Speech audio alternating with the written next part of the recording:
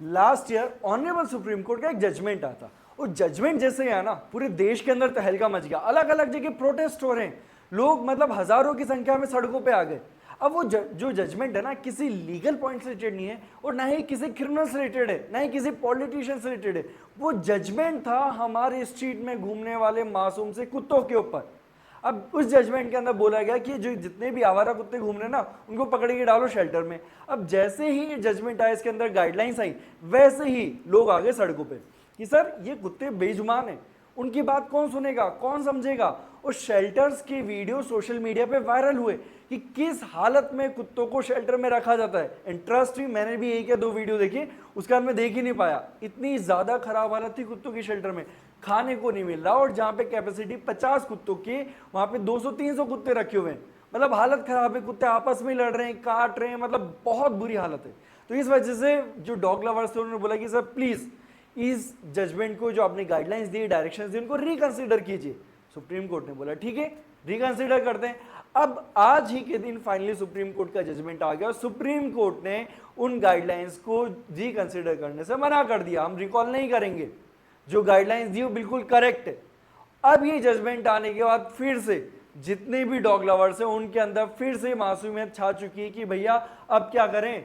Supreme court ने तो फिर से इसके अंदर जो जजमेंट दिया वो कुत्तों के अगेंस्ट में ही है।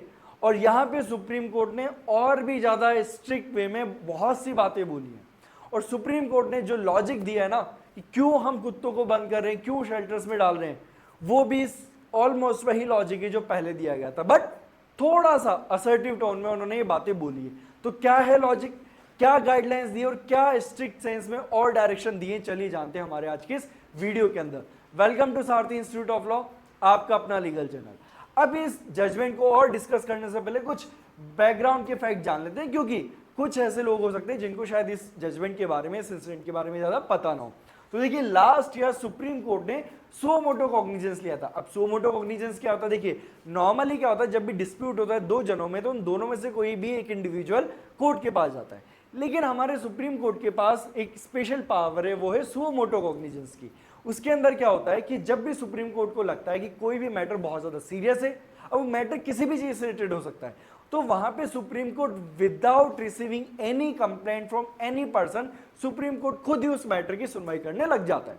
तो यहां पर भी यही हुआ, जब सुप्रीम कोर्ट को इतने सारे केस पता चले जिसके अंदर जो स्ट्रीट डॉग्स हैं, जो आवारा कुत्ते हैं, वो बहुत से लोग काट रहे हैं, कई बच्चों की जान जा चुकी है, बहुत से जो बूढ़े लोग हैं उनको भी कुत्तों ने काट खाया है। तो इन सारे इंसिडेंट को देखते हुए सुप्रीम कोर्ट ने यहाँ पे सुमोटो कॉग्निजेंस लिया, और उस कॉग्निजेंस के बेसिस पर यहाँ पर उन्होंने क्या किया, डायरेक्शन इश्यूज किए। और डायरेक्शन के अंदर बोला कि जो पब्लिक प्लेसेस हैं वहां से आपको स्ट्रीट डॉग्स को हटाना पड़ेगा, उनको डालना पड़ेगा शेल्टर में। अब पब्लिक प्लेसेस में क्या क्या थे, hospital, schools, railway station, bus stand and sports complex. तो यहां से आपको कुत्तों को हटाना है और कहां पर डालना है, शेल्टर में डालना है। अब यहाँ पे जब इस तरीके से सुप्रीम कोर्ट ने यहाँ पर गाइडलाइन दी थी, तो अब जब सुप्रीम कोर्ट इन गाइडलाइन को रिकंसिडर कर रहे थे, तो सुप्रीम कोर्ट की जो मेजर 3 कंसर्न थे वो क्या थे। सबसे पहले तो कि हमारे देश के अंदर जो इंसिडेंट्स हैं, जो डॉग बाइट के जो इंसिडेंट्स हैं, बढ़ते ही जा रहे हैं, कम नहीं हो रहे हैं। उसके बाद जो स्ट्रीट डॉग्स हैं वो ना सिर्फ आपके स्ट्रीट्स में, बल्कि airport, bus stand, railway station, sports complex, ऐसी जगहों पर भी फैल चुके हैं और वहां पर बहुत ही ज्यादा अग्रेसिव बिहेव करते हैं। एंड लास्टली कि भैया ये जो सारी सिचुएशन हो रही है ना, ये हो रही है अथॉरिटी के फेलियर की वजह से। सुप्रीम कोर्ट ने इस चीज को भी रिकॉग्नाइज किया कि यहां पर कुत्तों की गलती नहीं है, गलती अथॉरिटीज की, स्टेट की, जिन्होंने यहां पे करेक्ट वे में स्टेरिलाइजेशन नहीं किया। यानी कि जो कुत्ते हैं उनकी जो पॉपुलेशन है उसको कंट्रोल करने के लिए किसी भी तरीके से करेक्ट एक्शंस नहीं लिए, और इसी वजह से आज कुत्तों की पॉपुलेशन बहुत ज्यादा हो चुकी है और अब हमें मजबूरी में ये एक्शन लेना पड़ रहा है। यानी कि गलती किसकी है, स्टेट अथॉरिटीज की। अब यहां पे सुप्रीम कोर्ट ने जिस लीगल प्रोविजन को बेस बनाया अपनी गाइडलाइन का, अपने जजमेंट का, वो है आर्टिकल 21। और यहां पर सुप्रीम कोर्ट ने साफ साफ बोल दिया that article 21 includes the right to move freely in public place without fear of dog attacks. तो यहाँ पे सुप्रीम कोर्ट ने बोला कि भैया जो हमारा आर्टिकल 21 ऑफ इंडियन कॉन्स्टिट्यूशन है जो बात करता है right to life and liberty की, उसके अंदर उसके तहत ये हर एक इंडिविजुअल का राइट है कि वो without any fear public places में घूम सके। अब वो फियर किसी का भी हो सकता है, वो फियर कुत्तों का भी हो सकता है। तो इसीलिए हम यहाँ पर ये डायरेक्शन दे रहे। उन्होंने ये भी बोला कि हम यहाँ पर किसी भी इंडिविजुअल की सेफ्टी सिर्फ और सिर्फ सर्कमस्टांसेस, उस इंडिविजुअल की खुद की फिजिकल कंडीशन और साथ में उसकी खुद के अवेयरनेस के ऊपर नहीं छोड़ सकते हैं। क्योंकि देखिए अगर कोई भी इंडिविजुअल वीक है तो क्या उसका सेफ्टी का राइट नहीं है? क्या वो पब्लिक प्लेस में डर डर के घूमेगा? क्या किसी भी जगह पर थोड़ी ज्यादा कुत्ते तो वहां पे लोग नहीं जा सकते? तो इस रीजन की वजह से यहाँ पे ऑनरेबल सुप्रीम कोर्ट ने बोला कि हमें यहाँ पे स्ट्रिक्ट एक्शन लेने की जरूरत है। अब साथ में उन्होंने यहाँ पे क्या डायरेक्शन दी, चलिए वो भी देखते हैं। यहाँ पर उन्होंने डायरेक्शन दी, first direction, stray dogs picked from public places shall not be release back to the same location. यानी कि अगर आपने किसी भी कुत्ते को अगर बस स्टैंड से उठाया है, उसको स्टेरिलाइज किया है और उसके बाद अगर आप उसको री रिलीज करना चाह रहे हो तो सेम बस स्टैंड पर आप रिलीज नहीं करोगे। Dogs must be shifted to shelters. States UTs must establish animal birth control centres. जो उनकी पॉपुलेशन को कंट्रोल करना है ये काम किसका है? स्टेट का है। Educate anti rabies vaccine must be ensured. High courts to monitor implementation through suo moto proceedings. यानी कि सुप्रीम कोर्ट ने बोला कि भाई हम तो ये गाइडलाइंस इशू कर रहे हैं, डायरेक्शन इशू कर रहे हैं, लेकिन इसकी करेक्ट इंप्लीमेंटेशन को चेक करने की रेस्पॉन्सिबिलिटी किसकी है? रेस्पेक्टेड हाई कोर्ट्स की। जिस भी स्टेट के अंदर कोई भी गाइडलाइन इंप्लीमेंट हुई है फिर नहीं हुई है, कौन चेक करेगा? Honourable high court of that particular state. और साथ में उन्होंने बोला कि अगर कोई भी कुत्ता है जो बहुत ज्यादा खतरनाक है या फिर उसके ऑलरेडी रेबीज हो चुका है तो आप उसको यूथनेशिया भी दे सकते हो, यानी कि आप उस कुत्ते को मार सकते हो। ये है वो एक गाइडलाइन जिसकी वजह से एकदम तहलका मचा हुआ है। कि आप ये कैसे डिसाइड करोगे कि कुत्ता जो है डेंजरस है या फिर नहीं है? ये तो अथॉरिटी डिसाइड कर देगी। और एक बार जब उन्होंने अगर कुत्ते को मार दिया तो उस कुत्ते को वापस जिंदा कैसे करोगे अगर अथॉरिटीज ने वहां पे डिसीजन सही नहीं लिया तो ये वो जो चीज है ना, ये जो गाइडलाइंस है ये बहुत ज्यादा खतरनाक होने वाली है स्ट्रीट डॉग्स के लिए। क्योंकि जैसे मैंने ऑलरेडी बोला, जो वीडियोस वायरल हुए थे ना शेल्टर के, वो बड़े ही दर्दनाक थे। आई होप कि आपने भी कुछ एक आध वीडियो देखा हो ताकि आपको इस मामले की सेंसिटिविटी समझ में आए कि किस तरीके से जो शेल्टर्स है उनके अंदर जो डॉग्स है उनको किस तरीके से ट्रीट किया जाता है। जो शेल्टर्स के ऑनर है, जो शेल्टर्स को रन कर रहे हैं, वो कितने ज्यादा इनसेंसिटिव हो चुके हैं और किस तरीके से उन कुत्तों को ट्रीट कर रहे हैं वहां पर।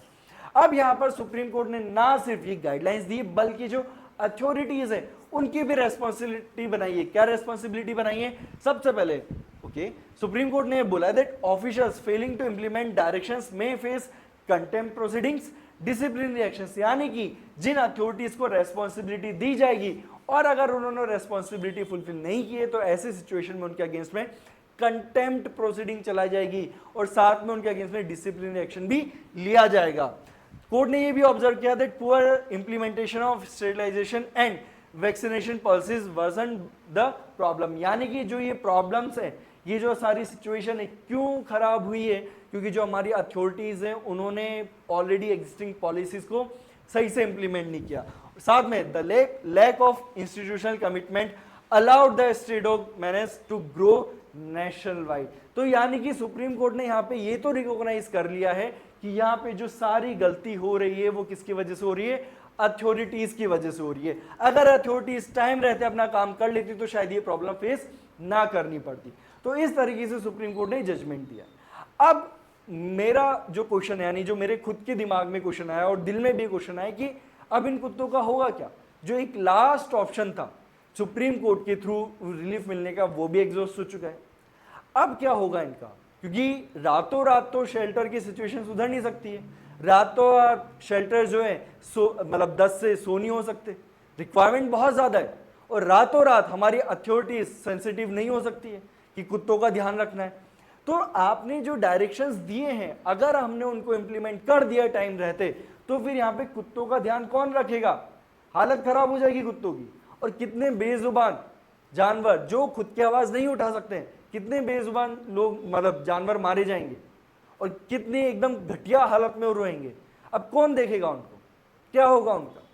तो यहां पे आपको क्या लगता है, क्या ऑनरेबल सुप्रीम कोर्ट को थोड़ा सा सेंसिटिव होते हुए कुछ मिडवे निकालना चाहिए था, जिसके थ्रू यहां पर कुत्तों का भी भला हो जाता और साथ में इंसानों का भी भला हो जाता?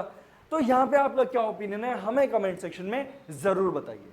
आज के लिए इतना ही, अब मिलते हैं एक नए वीडियो में एक नए टॉपिक के साथ, तब तक के लिए गुड बाय। और अगर आपको लगा कि हमारे इन वीडियोस के थ्रू आपको लेटेस्ट अपडेट मिल रहे हैं, आपको लॉ की थोड़ी बेहतरीन जानकारी हो रही है, आपको सारे लीगल इश्यूज पता चल रहे हैं, हमारे देश के अंदर जितने भी लीगल इश्यूज हैं उनके बारे में आपको नॉलेज मिल रही है, इंफॉर्मेशन मिल रही है, तो चैनल को सब्सक्राइब कीजिए, लाइक बटन दबाइए और बेल आइकन जरूर प्रेस कीजिए, ताकि आपको सारे latest update time to time मिलते रहें।